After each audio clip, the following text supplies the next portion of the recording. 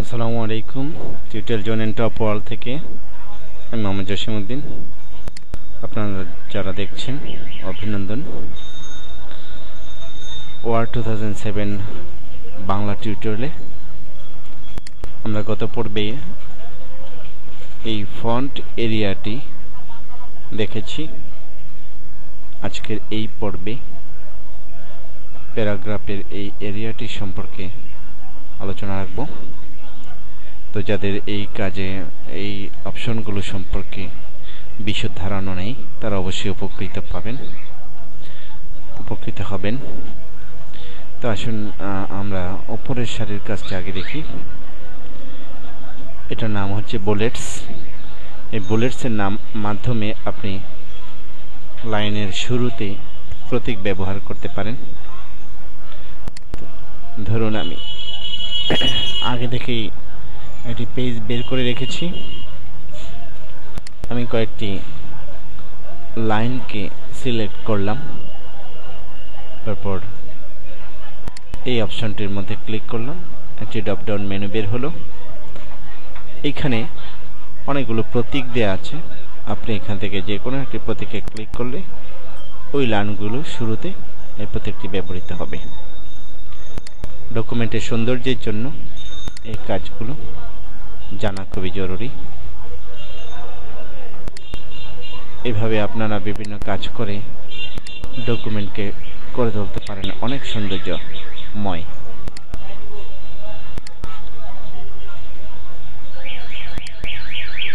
সবগুলো একসাথে হবে, একসাথে উঠে যাবে। এটিতে ক্লিক করলে উঠে যায়, আবার ক্লিক করলে ডিফল্টভাবে যেটা সর্বশেষ সিলেক্ট হয়েছিল ওটি হবে। চয়েস মতো দিতে গেলে এখান থেকে দিতে পারবেন। এগুলো ছাড়াও আপনি যদি অন্য কোনো জায়গা থেকে ব্যবহার করতে চান, ডিফাইন নিউ বুলেটস থেকে, সিম্বল থেকে, পিকচার থেকে, আপনার পছন্দ মতো যে কোনো সিম্বল, অনেক ধরনের সিম্বল আপনারা যারা এই কাজগুলো আগে থেকেই জানেন, তো এখান থেকে আপনারা সিম্বল ব্যবহার করতে পারবেন। খুব সুন্দর সুন্দর সিম্বল দেওয়া আছে, এগুলোকে আপনারা ব্যবহার করতে পারবেন। এরো ব্যবহার করতে পারবেন। এই এরোটি আমি সিলেক্ট করলাম, ওকেতে ক্লিক করলেই এখানে আসলো, এইভাবে আসবে। ওকে দিলে দেখুন সুন্দর একটি প্রতীকের ব্যবহার হয়েছে। তো অবশ্যই আমি যে কাজটি দেখিয়েছি আপনাদেরকে, ডিফাইন নিউ বুলেটস থেকে এই কাজগুলো করবেন। পিকচার নিয়ে এসেও আপনারা যদি কোথাও পিকচার থাকে, একটা বড় একটা পিকচার, তারপরে আমি দেখাচ্ছি যে প্রত্যেক লাইনের শুরুতে এইভাবে পিকচার ব্যবহার করতে পারবেন। নিজের পিকচারটি আপনারা এভাবে ব্যবহার করতে পারবেন। খুব ছোট আকারে চলে আসবে, খারাপ দেখাচ্ছে না, ভালোই দেখা যাচ্ছে। অগোছালো একটি ছবিও সুন্দর দেখা যাচ্ছে। তো আপনারা এইভাবে সাধারণ কাজগুলো আপনারা অনেকে অনেক জায়গা থেকে পারবেন, কিন্তু এই কাজগুলো অনেকেই দেখায় না। আমি আমার ট্রেনিং সেন্টারে এইসব কাজগুলো ভেঙে ভেঙে সুন্দরভাবে দেখিয়ে থাকি। তো আপনাদেরকেও আমি শেয়ার করলাম। আশা করি আপনারা এগুলো থেকে উপকৃত হবেন। ইনসার্ট অন্য জায়গা থেকে পিকচার নিয়ে এসে এভাবে আপনারা লাইনের শুরুতে ব্যবহার করতে পারবেন। উঠিয়ে দিলে এখানে ক্লিক করলে উঠে যাবে। এই হচ্ছে বুলেটসের কাজ। এর পাশে যে ঘরটি আছে এখানে নাম্বারিং এ দেওয়া আছে, এখানে সরাসরি ক্লিক করলে নাম্বার হবে, আবার উঠে যাবে। এতটুকুই শেষ নয়, এই মেনুতে ক্লিক করে আপনি নাম্বারিং এর যে ফরম্যাটটি দেওয়া আছে এখান থেকে যে কোনো একটি চয়েস করতে পারবেন। 1 bracket 1 dot ABC, capital ABC, small bracket small dot. তো এইভাবে আপনারা এবিসি বা অটো নাম্বারিং যেটাকে বলা হয় এগুলো ব্যবহার করতে পারবেন। এরকম ভাবে এখানে ক্লিক করলে আবার উঠে যাবে। তো এই ডিফাইন নিউ নাম্বার ফরম্যাট, এখানে ছোট্ট একটি অপশন আছে। ফন্টের মাধ্যমে গিয়েও আপনি এইসব নাম্বারিংকে এডিট করতে পারবেন।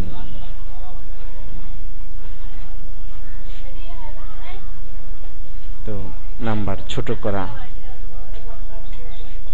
তো এইভাবে আপনারা এই কাজগুলোকে করবেন। নাম্বারিং এ যে ফন্ট আছে এই ফন্টটিকে আপনি চেঞ্জ করে দিয়ে ওকে দিলে স্টাইলটা একটু পরিবর্তন হয়ে যাবে। দেখুন স্টাইলটা একটু চিকন টাইপের আসছে। আপনার পছন্দ মতো আপনি নাম্বারিং করতে পারবেন। উঠিয়ে দিতে চাইলে এখানে ক্লিক করলে উঠে যাবে। এই অপশনটি মাল্টি লেভেল লিস্ট, এখানেও বিভিন্ন নাম্বারিং দেওয়া আছে। এরকম ভাবে বিভিন্ন মাল্টি লেভেলের বইয়ের বেলায় চ্যাপ্টার জাতীয় বিষয়ে এইগুলো ব্যবহার হয়ে থাকে। এখানে চলে আসছে। সাধারণ বিষয়ে এই ব্যবহার না করলেও হবে। 1.11 1.112 এইভাবেও ব্যবহার করা হয়ে থাকে। তো এগুলো সব ক্ষেত্রে দরকার পড়ে না। আমি ক্লোজ করে দিলাম।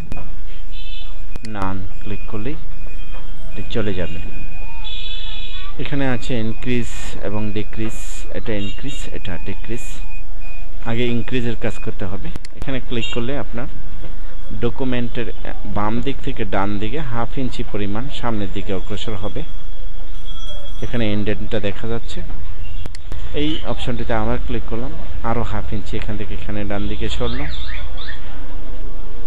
তো এইভাবে এই অপশনটির কাজ করা হয়ে থাকে। আবার ডিক্রিজে ক্লিক করলে আপনি আবার বামে ফিরে আসতে পারবেন।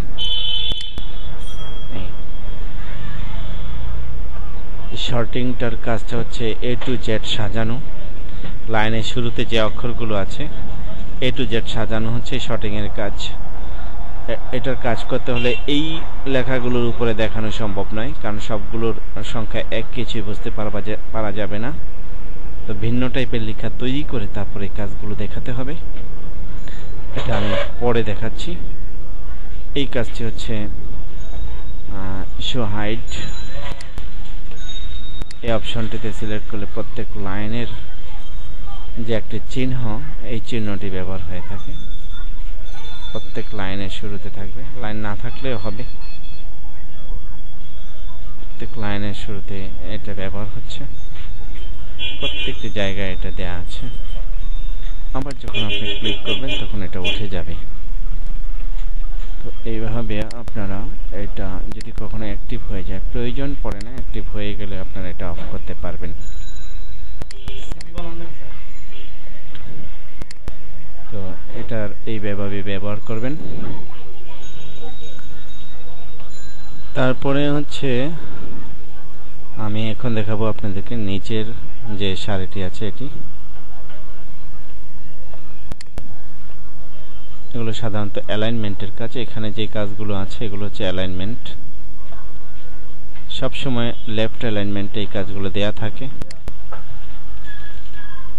আমি এই 3টি লাইন দিয়ে আপনাদেরকে দেখাচ্ছি। আমি প্রথম লাইনটিকে সেন্টার করব, পেজের সেন্টারে যাবে। এই অপশনটিতে ক্লিক করলে এই লাইনটি একদম পেজের সেন্টারে চলে গেছে। এই লাইনটিতে আমি রাইট অ্যালাইনমেন্ট করব। এখানে ক্লিক করলে ডান দিকে চলে গেছে, আর এটি লেফটে আছে। এটা পেজের মাঝখানে, এটি পেজের শেষের দিকে, আর এটি হচ্ছে শুরুতে। এটার শেষে কার্সরটাকে ক্লিক করে এন্টার দিয়ে যখন কিছু লিখবেন তাহলে সেন্টার থেকেই দুই দিকে ছড়িয়ে পড়বে। সেন্টার অ্যালাইনমেন্টে ঠিক থাকবে।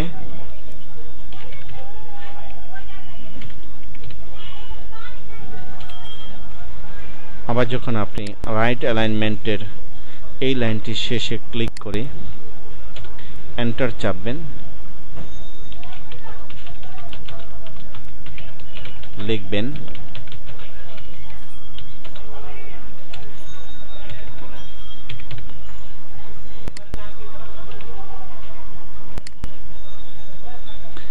ডান দিকের অ্যালাইনমেন্টটিকে সে ঠিক করে রেখেছে।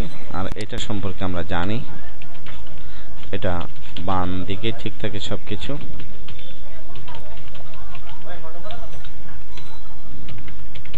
এই প্রত্যেকটা জিনিসের অ্যালাইনমেন্টগুলো ঠিক রেখেছে।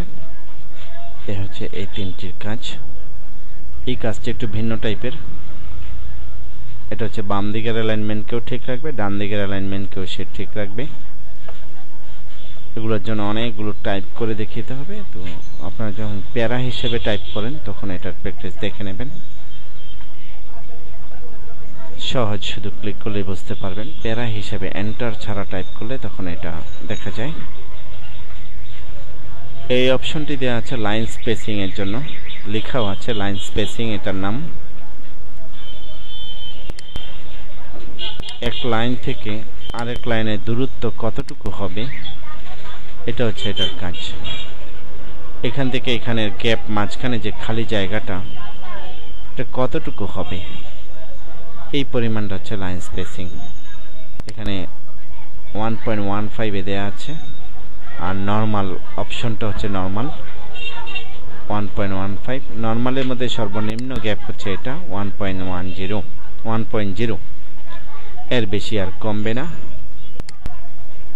এখানে কিছু স্পেস আছে, যদি আপনি আবার remove space after paragraph click করেন তখন একদম ঘন হয়ে যাবে, একদম ঘন। তো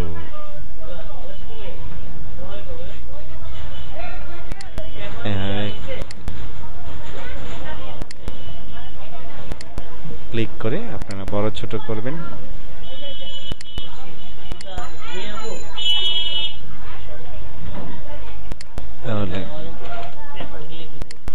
তাহলে এইভাবে এটা দিয়ে আপনারা এগুলো বড় ছোট করে নেবেন।